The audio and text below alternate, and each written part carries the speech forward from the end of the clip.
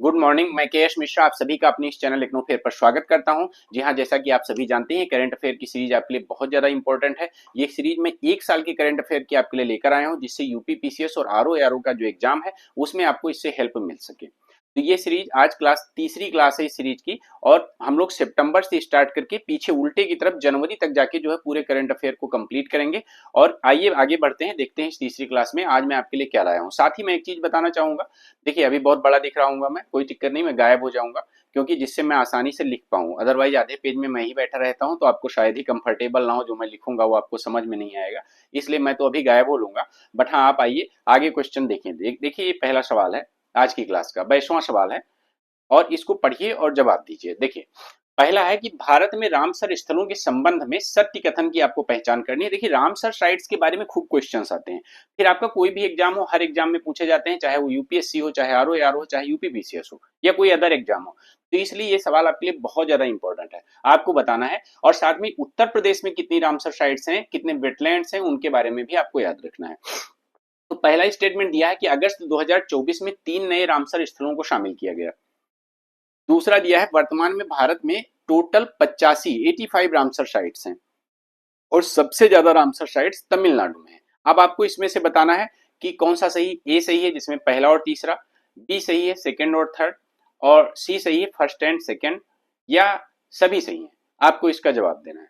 तो इसी के साथ हम लोग आगे बढ़ते हैं। सबसे पहले इसके बारे में मैं थोड़ा सा डेटा, आप जवाब दीजिए, मैं थोड़ा सा डेटा जरूर आपको बताना चाहूंगा। देखिए अगर मैं वेटलैंड्स की बात करूंगा, अगर मैं रामसर कन्वेंशन की बात करता हूँ, तो ये ईरान में एक जगह है। कहाँ पे? ईरान में। और ईरान में ध्यान दीजिएगा, फरवरी 2 1971 को एक्चुअल में ये कन्वेंशन साइन हुआ, जिसमें ये कहा गया कि दुनिया भर के सभी वेटलैंड्स को हम सुरक्षित करने की कोशिश करेंगे, और जो वेटलैंड्स हैं उनके बारे में लोगों के प्रति जागरूकता जो है फैलाएंगे, अवेयरनेस फैलाएंगे कि हाँ ये हमारे लिए किस तरह से इंपॉर्टेंट है, मानव जीवन के लिए किस तरह से इंपॉर्टेंट है, कैसे कार्बन सिंक के रूप में काम करते हैं, इन सभी के बारे में, और यहाँ बायोडाइवर्सिटी किस तरह से कितनी ज्यादा होती है, तो इन सभी के बारे में हम जो है अवेयरनेस फैलाएंगे।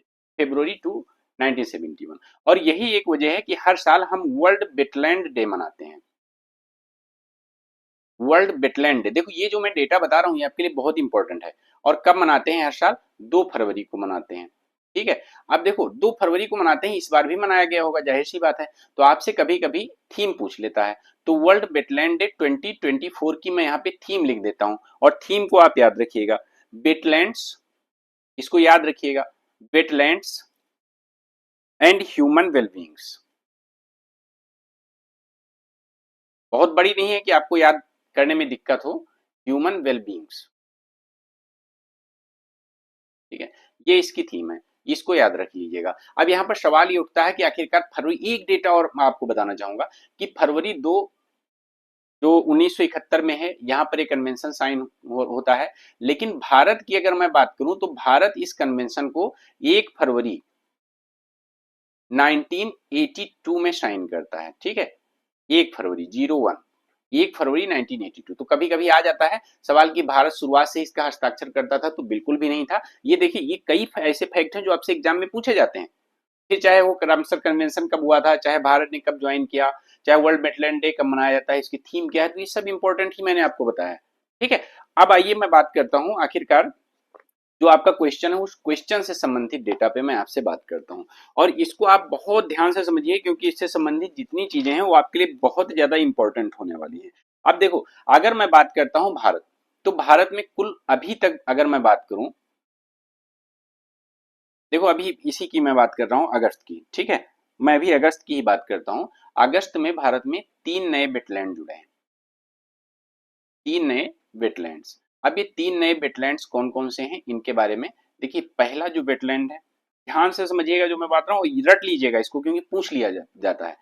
ये है नंजरायन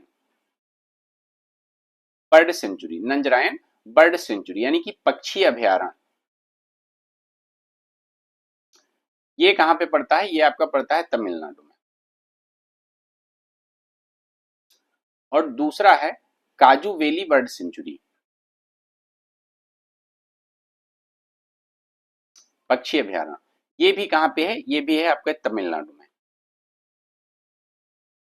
और तीसरा जो ऐड हुआ है वो है तवा जलाशय, तवा जलाशय, अच्छे से याद हो जाएगा ये तो। तवा तो आप में से जो खासकर फीमेल्स हैं उनको याद होगा, जो मेल्स अकेले रहते हैं उनको भी याद होगा, भैया रोटी वोटी बनाते हैं उसी से याद कर लो। तवा जलाशय ये आपका पड़ता है मध्य प्रदेश में, ठीक है, मध्य प्रदेश में। अब इसी के साथ अगर देखा जाए, इन्हीं तीन के साथ भारत में टोटल जो रामसर साइट्स हुई हैं,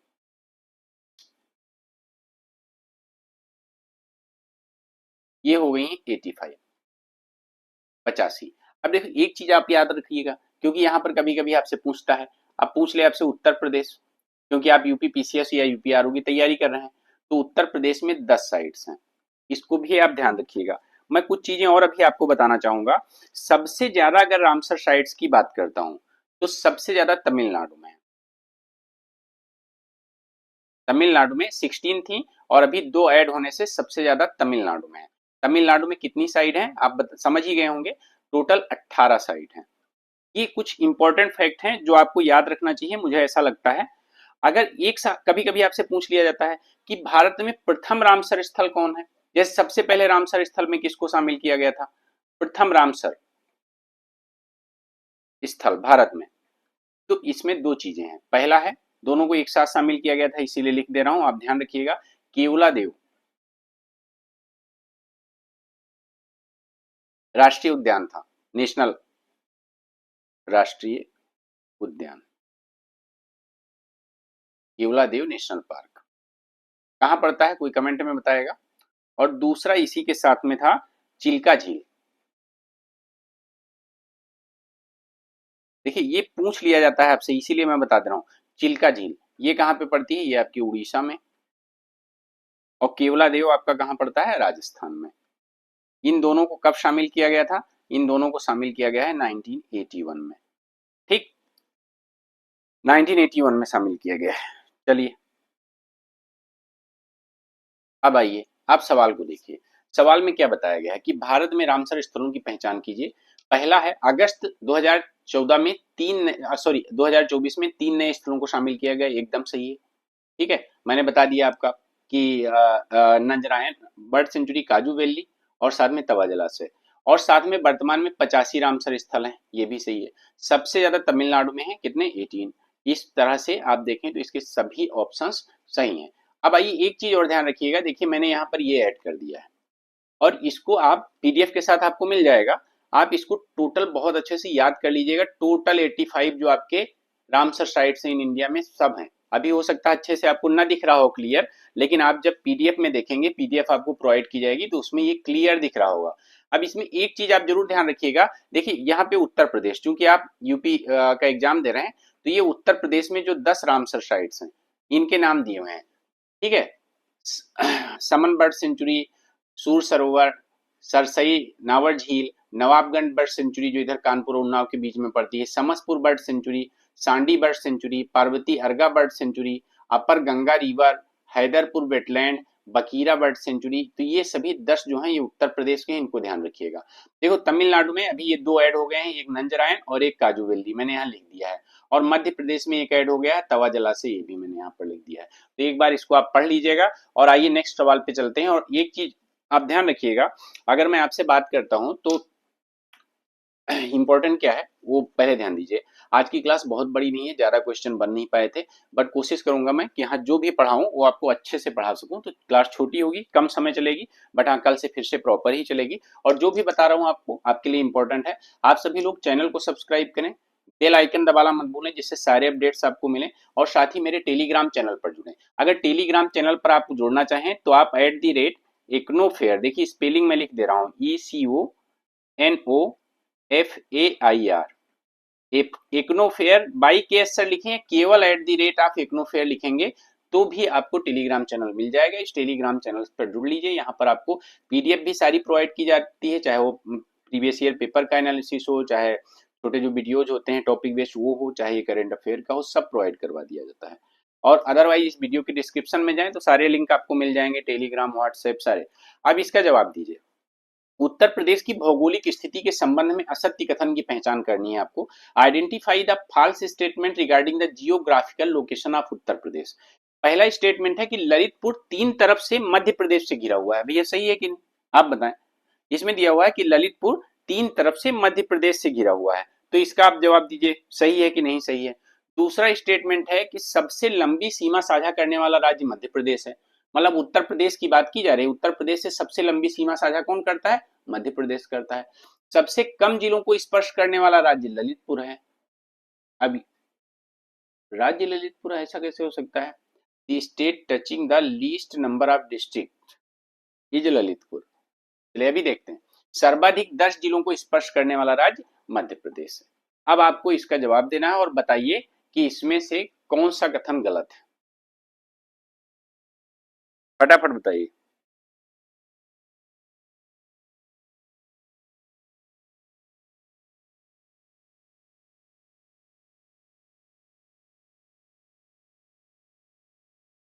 बताइए बताइए, चलिए आइए देख लेते हैं सत्य कथन। देखिए अगर हम बात करते हैं सबसे पहले आपके मध्य प्रदेश, ठीक है, उत्तर प्रदेश की जियोग्राफिकल बाउंड्री देखो ये ललितपुर है। और ललितपुर की अगर मैं बात करता हूं तो ये देखिए इधर भी मध्य प्रदेश है, इधर भी मध्य प्रदेश है, इधर भी मध्य प्रदेश। तो ललितपुर तीनों तरफ से मध्य प्रदेश से घिरा है, इसमें कोई दो राय नहीं है। अब मध्य प्रदेश की अगर मैं बात करता हूं तो टोटल आप देखिएगा ध्यान से 11 जिलों के साथ इसकी सीमा साझा होती है। और वो कौन कौन से हैं? देखो आगरा, वन, इटावा, देखो औरैया के साथ साझा नहीं होती है, ये यहाँ पे जो दिया हुआ है ये गलत दिया हुआ है, मैं साझा नहीं होती है तो। और इसके अलावा जालौन 3, झांसी 4, फिर ललितपुर 5, ठीक है। और फिर इधर आ जाइए महोबा 6, बांदा 7, चित्रकूट 8, और इसके बाद प्रयागराज 9, मिर्जापुर 10, और फिर सोनभद्र आपका 11। टोटल 11 जिलों के साथ ये सीमा साझा करता है। तो सबसे ज्यादा सीमा किसके साथ साझा करता है? 11 जिलों के साथ में, ठीक है। अब देखो दूसरा स्टेटमेंट, ललितपुर तीन तरफ से मध्य प्रदेश से घिरा है, एकदम सही हो गया। दूसरा, सबसे लंबी सीमा साझा करने वाला राज्य मध्य प्रदेश है, ये भी एकदम सही हो गया। सबसे कम जिलों को स्पर्श करने वाला राज्य नहीं, जिला होगा, यहाँ पे क्या होगा? जिला। सबसे कम जिलों को स्पर्श करने वाला जिला ललितपुर है, ठीक है। दी डिस्ट्रिक्ट, इसको सही कर लीजिए, the district touching the least number of district is Lalitpur. अब देखो यहाँ पर ललितपुर को देखें तो ललितपुर की सीमा सिर्फ और सिर्फ झांसी से टच होती है, सिर्फ एक जिले से टच होती है, इसी वजह से वो भी स्टेटमेंट सही है। और लास्ट स्टेटमेंट क्या है आपका? मध्य प्रदेश 10 जिलों को स्पर्श करता है, तो ये 10 जिलों को नहीं स्पर्श करता, ये 11 जिलों को स्पर्श करता है। तो इस वजह से इसमें रॉन्ग क्या हो जाएगा? ये चौथा स्टेटमेंट इसका रॉन्ग हो जाएगा और यही इसका सही जवाब हो जाएगा, ठीक है। जो थर्ड है इसमें टाइपिंग मिस्टेक थी, ये स्टेट, क्योंकि ललितपुर स्टेट नहीं है, ठीक है। ललितपुर क्या है? जिला है। तो इसको ध्यान रखिएगा। उम्मीद करता हूँ समझ में आ गया हो आपको। तो इस मैप को बहुत अच्छे से देख लीजिएगा, समझ लीजिएगा। मैंने उस दिन ये भी पढ़ाया था इससे पहले वाले दिन कि सोनभद्र से जो है क्या कहते हैं, जैसे सोनभद्र से कौन कौन से? बिहार, झारखंड, छत्तीसगढ़ और मध्य प्रदेश, ये 4 जिलों की सीमा साझा होती है। इधर वाला जो है ये छत्तीसगढ़ है और ये आपका मध्य प्रदेश है, ठीक है। आइए आपको इसके बारे में बताना है कि एकीकृत पेंशन योजना के संबंध में कौन सा कथन सही है। Identify the true statement regarding unified pension scheme. फटाफट बताइए। पहला स्टेटमेंट दिया हुआ है कि न्यूनतम 10 वर्ष की सेवा, अगर सपोज दैट कोई व्यक्ति जॉब कर रहा है और जॉब में कम से कम उसने 10 वर्ष की सेवा दी है, स्टेटमेंट समझिएगा, मैं समझाते हुए चल रहा हूँ। तो उसके बाद में उसको अगर वो रिटायर हो जाता है, कुछ हो जाता है, डेथ हो जाती है, कुछ भी हो जाता है, तो उसकी सेवानिवृत्ति के बाद में 10,000 की पेंशन मिलती है।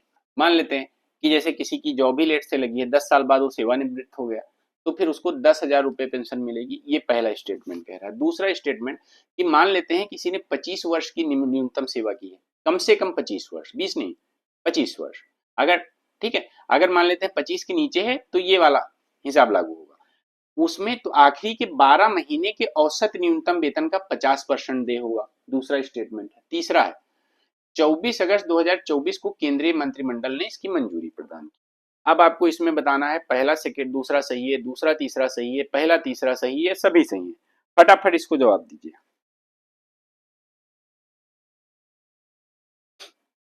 देखते हैं भाई कौन बताता है, जल्दी जल्दी बताइए।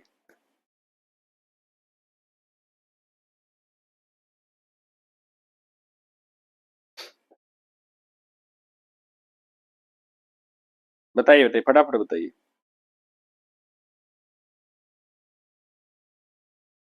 आइए देखते हैं। देखिए, अगर मैं एकीकृत पेंशन योजना की बात करता हूँ, यहीं पर देख लीजिए, ठीक है, यहीं बता दे रहा हूँ, यूनिफाइड पेंशन स्कीम। तो इसके तहत क्या किया गया है, इसके तहत बहुत ध्यान से समझिएगा मेरी बात को, कि आइए मैं इधर ही बता दे रहा हूँ, जब जगह नहीं है ध्यान से समझिएगा। कि पहली चीज, केंद्रीय मंत्रिमंडल ने इसको 24 अगस्त 2024 को अप्रूव किया है, इसमें कुछ भी गलत नहीं है, एकदम सही बात है, ठीक है। अब इसमें 3 प्रावधान किए गए हैं। 3 प्रावधानों में क्या है, पहला, अगर कोई व्यक्ति जॉब कर रहा है और 10 साल के बाद वो सेवानिवृत्त हो जाता है, रिटायर हो जाता है, तो उसको 10,000 रुपया मासिक पेंशन दी जाएगी, ठीक। लेकिन अगर मान लेते हैं कोई व्यक्ति 25 वर्ष तक सेवा में रहा है, तो आखिरी के उसके जो 12 महीने रहे हैं, उन 12 महीने का टोटल जो है एवरेज निकाला जाएगा मंथली। भाई मान लेते हैं किसी मंथ ज्यादा मिला हो, किसी मंथ कम मिला हो, तो उसका टोटल एवरेज निकाला जाएगा। उस एवरेज का 50% उसको क्या किया जाएगा, पेंशन दी जाएगी। ये भी स्टेटमेंट एकदम सही है। तीसरा दिया हुआ है, ये तीनों स्टेटमेंट क्या हो गए, तीनों स्टेटमेंट सही हो गए। लेकिन इसमें एक चीज और की गई है, वो आपको ध्यान रखने वाली है, क्योंकि वहीं से मान लेते हैं हम वो चीज ना बताएं और कल को वहीं से आपका क्वेश्चन बन जाए। देखो इसमें क्या किया, मान लेते हैं किसी को पेंशन मिल रही है और फिर उसकी डेथ हो जाती है, तो फिर उसके परिवार को जो पेंशन मिलेगी, उसको जो पेंशन मिल रही थी उसका 60% मिलेगी। जैसे मान लेते हैं, ऐसे सपोज दैट, यहां से मैं बताता हूं, मान लेते हैं किसी व्यक्ति की, पहला स्टेटमेंट तो छोड़ देते हैं क्योंकि 10 साल तक अगर उसने मिनिमम 10 साल जॉब किया तो उसको 10,000 ही मिलेगी। अब मान लेते हैं 25 साल मिनिमम किया है, 30 साल कर लिया है। अब ऐसे में 1 लाख रुपया अगर उसकी सैलरी थी, अगर 1 लाख रुपया उसकी सैलरी थी, तो उसके रिटायरमेंट के बाद उसको जो पेंशन मिलेगी, एक एवरेज 50% मिलना है, तो एवरेज जो भी निकलेगा 45 से 50 के बीच में, मान लेते हैं कि उसको पेंशन सपोज दैट 50,000 रुपया मिल रही है।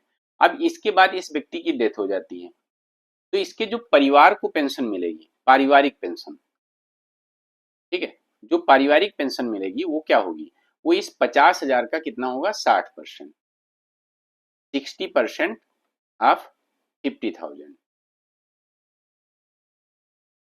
इसका मतलब कितना आएगा, 30,000 उसको पेंशन मिलेगी, ठीक है, परिवार को। ये प्रावधान किए गए हैं, तो ये ध्यान रखिएगा। और इसका सभी कथन सही है। इसी के साथ क्लास आज खत्म होती है। धन्यवाद आप सभी का। मिलते हैं कल इसी समय। चैनल को सब्सक्राइब करिए, बेल आइकन दबाना मत भूलिए। धन्यवाद।